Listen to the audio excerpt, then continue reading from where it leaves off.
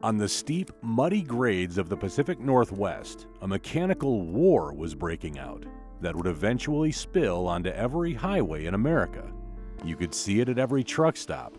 Drivers divided into two distinct tribes, arguing over badges with an intensity bordering on religion. Savage. On the asphalt, the battle for loyalty was fought with specific weapons. Both sides came armed with shark gill hoods, aircraft-style dashboards, and luxury sleepers designed to make you choose a side. But it was all a lie. While Peterbilt and Kenworth looked like bitter enemies fighting for survival, they were actually clones, owned by the same puppet master. A strategy that turned the American road into a private chessboard, where the house always won.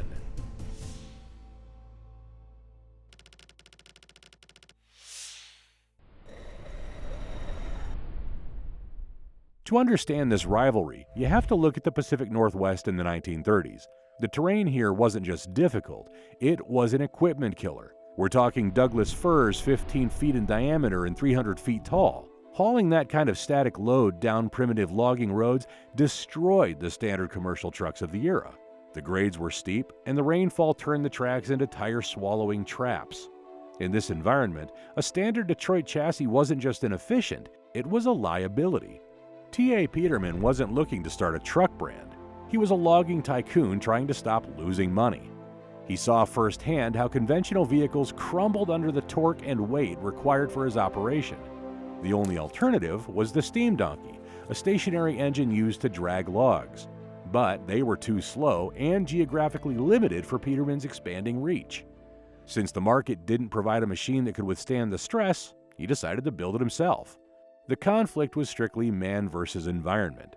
Peterman began buying surplus Army vehicles, stripping them for their heavy-duty axles and frames. He modified them in his own shops, welding scrap and reinforcing suspensions to survive the mud. There's an old industry story that he bolted actual railroad rails to the frames to prevent chassis twist under load.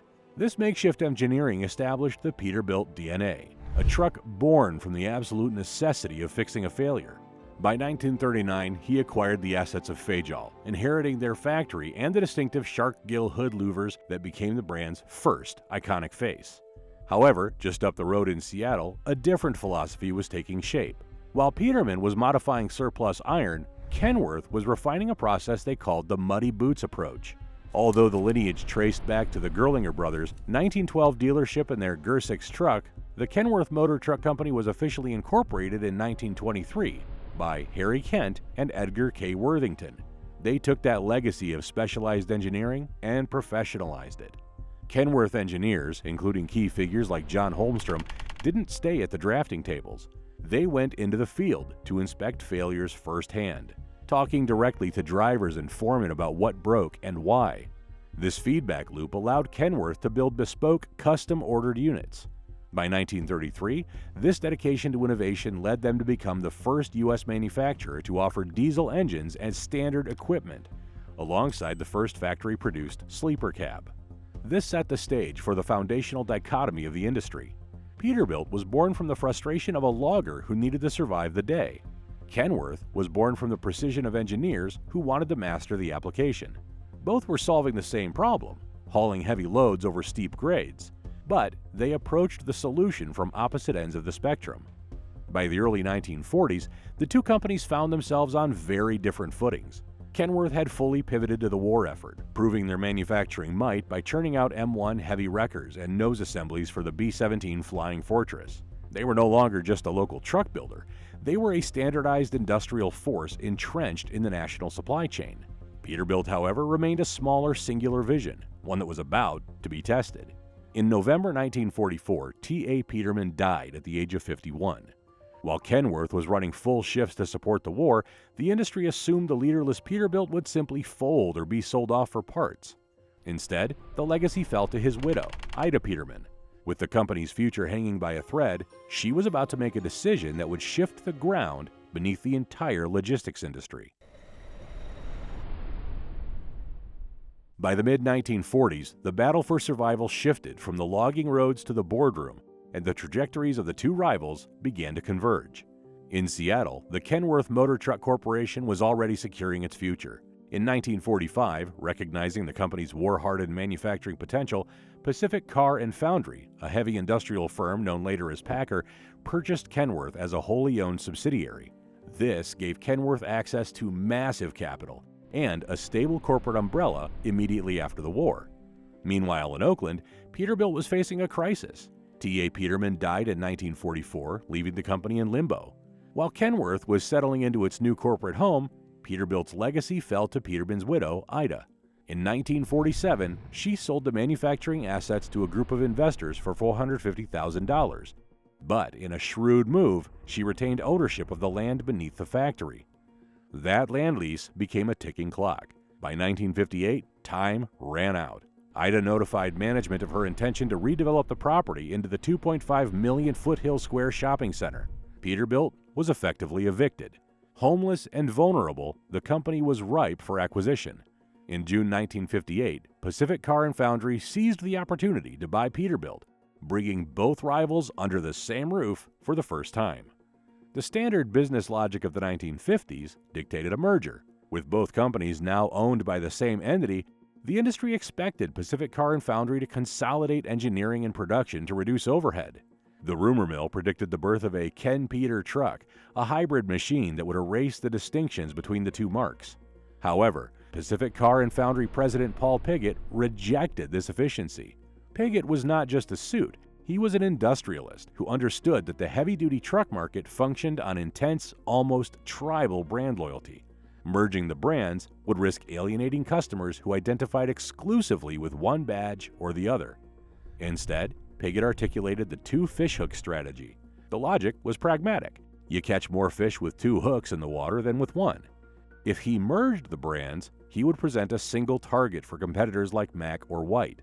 By keeping them separate, he could control a larger share of the total market.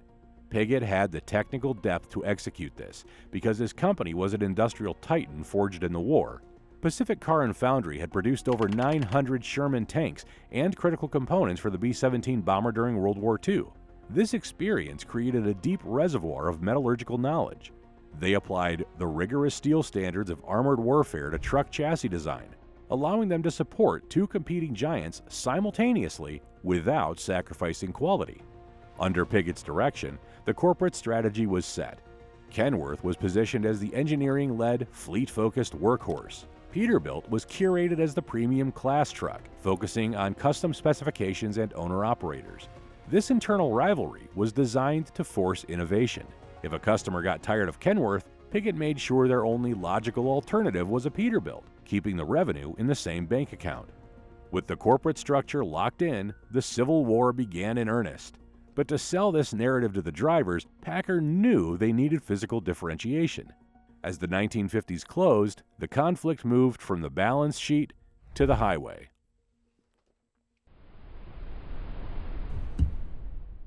The 1960s didn't just change the culture, they fundamentally altered the silhouette of the American highway. While the public focused on muscle cars, the trucking industry was defined by a specific arms race between two heavyweights. This was the era where the style war truly began, fought on two fronts, the conventional and the cab-over. In the conventional market, Kenworth struck first. In 1961, they introduced the W900. This wasn't just a truck, it was a fortress.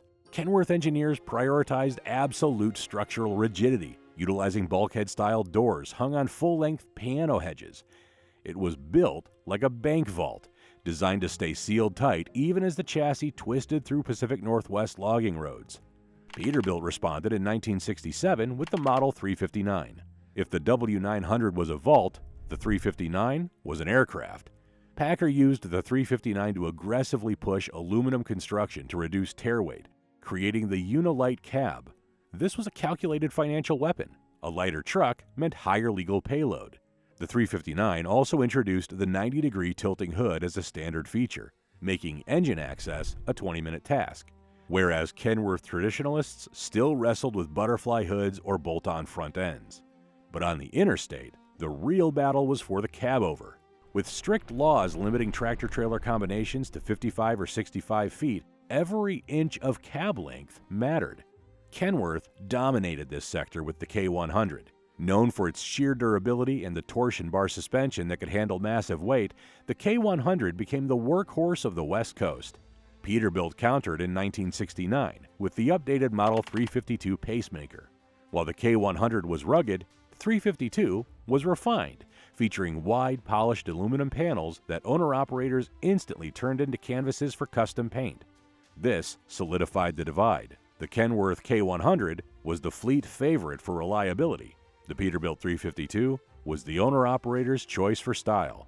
Inside the cab, the philosophy diverged even further. By 1977, Peterbilt introduced the Corvette Dash in the 359, curving the gauges around the driver to create a sporty personal cockpit. Conversely, Kenworth maintained the captain experience. Their flat, expansive dashboard resembled an aircraft flight deck or industrial control plane, suggesting that driving a Kenworth required a higher level of professional discipline. The final frontier of the war was the suspension, the argument that still fills diners today. Kenworth developed the AirGlide 8-bag suspension. By using 8 smaller airbags to isolate the frame, it created a soft, floating sensation known as the Cadillac ride.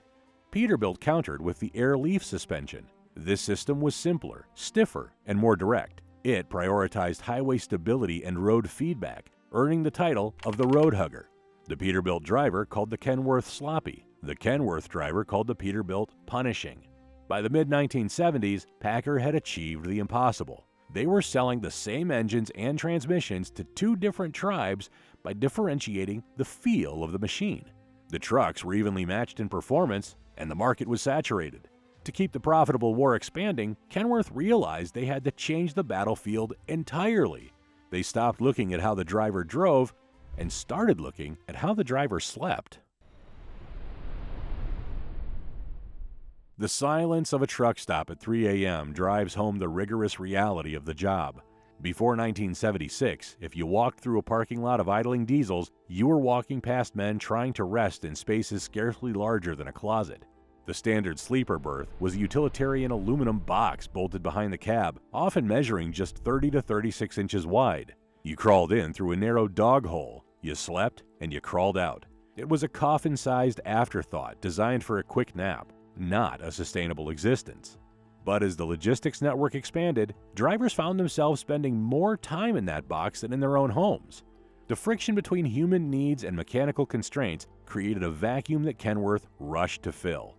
In 1976, they unveiled the Aerodynamic Sleeper as part of their VIT, Very Important Trucker campaign. It didn't just change the truck, it changed the lifestyle. The Aerodynamic was the first factory-integrated raised-roof sleeper, available on both the W900 conventional and the K100 cabover. Instead of a separate box bolted to the frame, the roofline swept upward, creating a unified silhouette. For the first time, a driver had 7 feet of headroom and could stand up to put on their pants. The K100 Aerodynamic was particularly revolutionary, offering double bunk capacity in a cab-over footprint, a layout that became the gold standard for husband and wife teams running 24-hour shifts.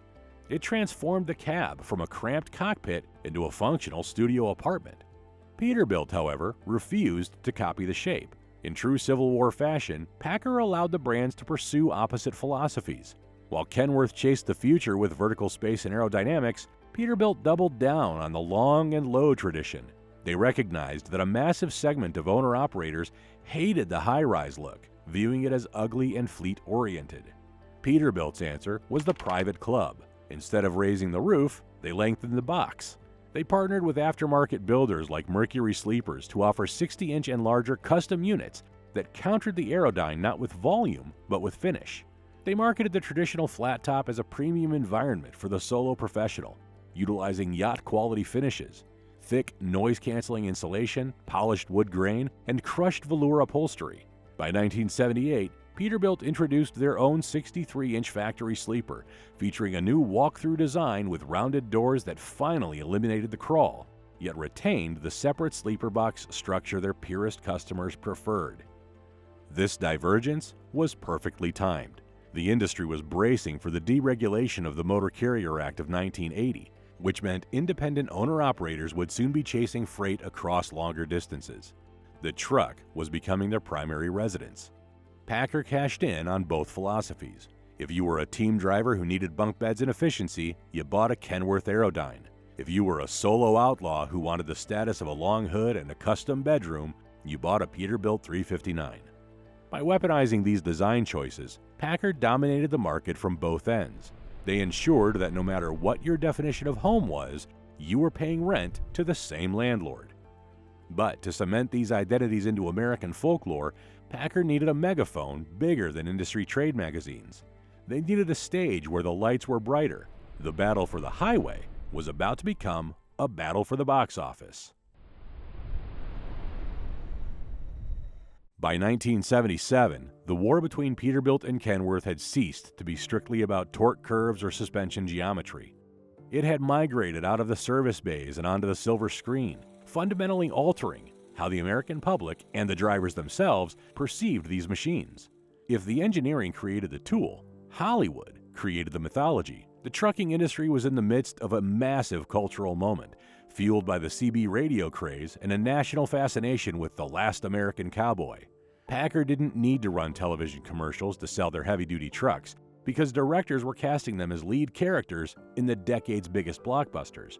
The cultural lines were drawn clearly in Smokey and the Bandit. When clean-cut Bo Darville, the Bandit, needed a distraction to haul 400 cases of Coors beer from Texarkana to Atlanta, he didn't hire a driver in a rusted fleet truck. He hired the Snowman in a 1974 Kenworth W900A. This casting reinforced the specific identity PACCAR had been cultivating. The Kenworth became the chariot of the fun-loving outlaw. The distinctive coffee and gold paint scheme and the mural on the trailer turned the W900A into a symbol of high-speed rebellion. Kenworth doubled down on this lifestyle image in 1979 with the TV series BJ and the Bear. The star was a red and white Kenworth K100 Aerodyne, the very same condo cab that had revolutionized driver comfort. This show didn't just sell trucks, it sold the freedom of the road, cementing Kenworth as the brand for the independent adventurer who lived life in the fast lane. On the other side of the aisle, Peterbilt found itself cast in a much heavier, darker role. Steven Spielberg's 1971 thriller Duel stripped the romance away entirely. The antagonist of the film wasn't a person, it was a 1955 Peterbilt 281. Dirty, rusted, and venting black smoke, the needle-nosed Peterbilt was portrayed as an unstoppable mechanical predator. This cemented a different kind of respect for the brand. It wasn't the fun truck, it was the power truck. It possessed a menacing, authoritative presence that commanded the road through fear. This reputation for serious authority was later rehabilitated, but not erased, by the Transformers franchise. While the original 1980s cartoon featured a flat-nosed Freightliner, director Michael Bay needed a vehicle that projected absolute strength for the 2007 live-action film. He chose the Peterbilt 379. The long, square aluminum hood and the vertical exhaust stacks served as the visual shorthand for a hero who carries the weight of the world on his chassis. This completed the dichotomy in the pop culture consciousness. You bought a Kenworth if you wanted to be the Snowman, dodging speed traps with a grin. You bought a Peterbilt if you wanted to be Optimus Prime, a serious commander capable of saving the world. The brilliance of this era was that PACCAR didn't have to pay for this exposure. This wasn't traditional product placement, it was organic cultural selection. Directors chose these trucks based on their visual characteristics, which then amplified those perceptions back to the audience. Hollywood solidified the psychological profiles of the buyers better than any brochure ever could. When a driver walked into a dealership to sign a loan that would mortgage their future, they weren't just comparing fuel economy or warranty terms. They were buying a prop from the movie they wanted to live in. They were choosing their costume. PACCAR happily sold the script to both sides, ensuring that whether a driver identified as a rebel outlaw or a stoic commander, the profit margin remained in-house. However, legends eventually face reality. While chrome stacks and long hoods looked invincible on a movie poster, they were about to encounter an enemy that didn't care about culture, box office receipts, or driver identity. The era of the brick in the wind was ending, and the wind was about to start sending a bill. The 1980s ushered in a cold reality that no amount of chrome could ignore. While the long square hoods of the previous decade looked invincible, they were essentially bricks pushing against the wind. As diesel prices climbed and operating margins tightened, the industry turned its eyes to the wind tunnel. The smoke trails over the clay models didn't lie. Cool was becoming prohibitively expensive. The wind didn't care about the outlaw mystique. It only cared about drag coefficients. Kenworth made the first move, and it was a violent departure from tradition. On February 28, 1985, they unveiled the T600. The design was so radical that the trucking community didn't know how to process it. Drivers mocked it relentlessly. They called it the anteater. They called it a vacuum cleaner sucking up the pavement. To a generation raised on the vertical presence of the W900, this slope-nosed machine looked weak. But while the drivers complained on the CB, the fleet owners looked at the spreadsheets. Testing at the PACCAR Technical Center revealed the T600 was over 20% more fuel efficient than a standard conventional. By the end of the year, it accounted for 40% of Kenworth's tractor sales. The math was undeniable. Peterbilt's response, however, was a masterclass in counter-programming. Instead of immediately chasing the wind, they doubled down on tradition. In 1987, 2 years after the T600, Peterbilt launched the Model 379. It was the defiant opposite of the anteater: square, aluminum, and proud. It became the sanctuary for the traditionalist who refused to drive a plastic truck. This created the defining schism of the 90s. Kenworth was the truck of the future, Peterbilt was the truck of the legend. But as the new millennium approached, federal emission laws and efficiency demands began to erode these differences. To meet EPA standards, you couldn't just build a truck, you have to sculpt it. The exterior designs were forced to converge. Hoods on both sides got shorter and sloped. External air cleaners and exhaust stacks, the jewelry of the industry, disappeared behind fairings to smooth out the airflow. Today, if you walk into a dealership lot, the visible gap between the brands is thinner than ever. Pop the hood of a modern Peterbilt 579, then walk next door and inspect a Kenworth T680. You aren't looking at rival engineering anymore, you are looking at a mirror image. Both trucks share the same 83-inch wide cab structure and sit on the same chassis architecture. PACCAR cemented this uniformity by investing $400 million in a facility in Columbus, Mississippi to vertically integrate their power. Both trucks are now driven by the same PACCAR MX-13 engine, reducing dependence on outside suppliers like Caterpillar or Cummins. The mechanical soul of the machine is now identical. In a standard automotive story, this is usually where a brand dies. We saw it with General Motors in the 90s, where badge engineering resulted in 5 brands selling the exact same car, boring the public into apathy. But PACCAR avoided this trap. They managed to keep the Civil War alive, even as the weaponry became standardized. They realized they could sell the narrative of advanced engineering through Kenworth, and the narrative of premium heritage through Peterbilt. This is the brilliance of the modern era. The tribes are now fighting over cosmetic shells and dashboard layouts, convinced they are buying fundamentally different machines. But the reality is simpler. Whether a driver seeks a tech-heavy tool or a status symbol, the revenue flows to the same parent company. PACCAR proved that you don't need to build 2 different engines to sell to 2 different types of people. You just need to tell 2 different stories. The convergence of the metal didn't kill the rivalry, because the rivalry was never really about the metal. It was about how the driver saw themselves in the mirror. PACCAR exploited the fact that a Peterbilt man won't be caught dead in a Kenworth, even if the pistons firing inside are identical. They proved that internal competition, even when manufactured, is more profitable than a monopoly.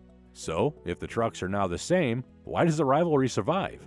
It survives because PACCAR understands a secret about human nature. We don't buy products, we buy tribes. And as long as drivers are willing to argue about which badge is better, PACCAR is happy to let them fight.